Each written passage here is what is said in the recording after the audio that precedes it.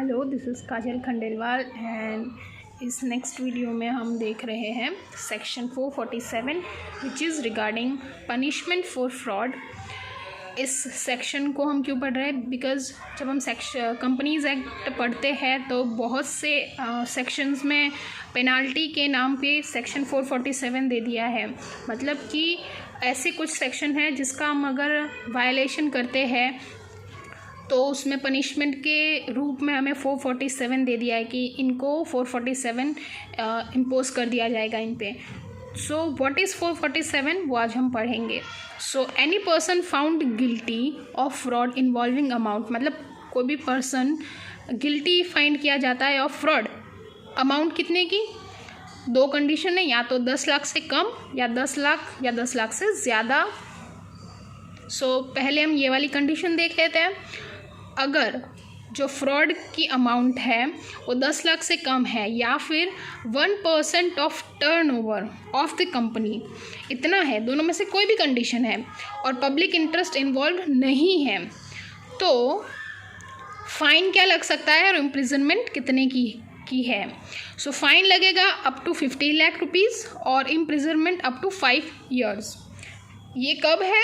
जब जो फ्रॉड का अमाउंट है वो 10 लाख से कम है और या फिर जो अमाउंट है इन्वॉल्व है फ्रॉड में वो 1% ऑफ टर्नओवर जितनी नहीं है ऑफ द कंपनी, तो फाइन इतना होगा up to ₹50 lakh and imprisonment up to 5 years। Next condition ये है कि 10 लाख से कम है तो हमने क्या देख लिया, 10 लाख या 10 लाख से ज़्यादा होगा तो क्या होगा अगर फ्रॉड में इतनी अमाउंट इन्वॉल्व है तो, या फिर 1% of turnover of the company. इसमें दो कंडीशन है, या तो पब्लिक इंटरेस्ट इन्वॉल्व नहीं है या फिर पब्लिक इंटरेस्ट इन्वॉल्व है।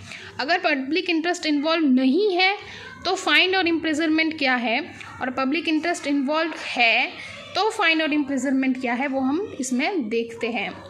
अगर फ्रॉड की जो अमाउंट है वो 10 लाख या 10 लाख से ऊपर है या फिर 1% ऑफ टर्नओवर जितनी है ऑफ द कंपनी और पब्लिक इंटरेस्ट इन्वॉल्व नहीं है, तो फाइन मिनिमम जितना फ्रॉड में इन्वॉल्व हुआ है अमाउंट उतना, और मैक्सिमम कितना हो सकता है वो 3 times of the amount of fraud.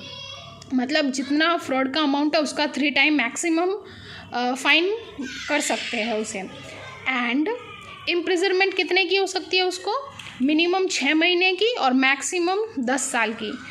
तो पब्लिक इंटरेस्ट अगर इन्वॉल्व नहीं है तो ये या तो ये मिनिमम, ये मैक्सिमम, ये मिनिमम, ये मैक्सिमम, ये दोनों में से दोनों भी हो सकते हैं। एंड है मतलब दोनों होंगे, मतलब आपको फाइन भी लगेगा और जेल भी हो सकती है। अगर पब्लिक इंटरेस्ट इन्वॉल्व नहीं है तो फाइन सेम है, अगर पब्लिक इंटरेस्ट इन्वॉल्व नहीं है तो, और है में दोनों में जो फाइन है वो सेम है। The only difference between both of them कि जो इम्प्रिजनमेंट है उसमें जो मिनिमम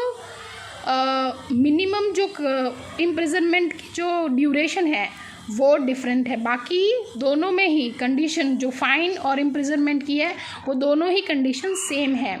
तो डिफरेंस कहाँ आता है? सिर्फ इम्प्रिजनमेंट मिनिमम वाले केस में, क्योंकि अगर पब्लिक इंटरेस्ट इन्वॉल्व नहीं है तो मिनिमम 6 महीने की जेल हो सकती है, but in case public interest involve है तो मिनिमम 3 साल की जेल हो सकती है। बाकी दोनों में ही कंडीशन सेम है। कब? जब 10 लाख से ऊपर या फिर 10 लाख जितना अमाउंट का फ्रॉड हुआ है या फिर 1% ऑफ टर्नओवर ऑफ कंपनी और पब्लिक इंटरेस्ट नहीं है, और अगर है तो दोनों में डिफरेंस कहाँ आता है? सिर्फ इम्प्रिजनमेंट के केस में, वो भी कहाँ? मिनिमम वाले में। अगर इन्वॉल्व नहीं है पब्लिक इंटरेस्ट तो 6 महीने की जेल मिनिमम है, और अगर पब्लिक इंटरेस्ट इन्वॉल्व है तो मिनिमम 3 साल की जेल हो सकती है। So this is all about section 447, a very important section. I hope you have understood. Thank you so much.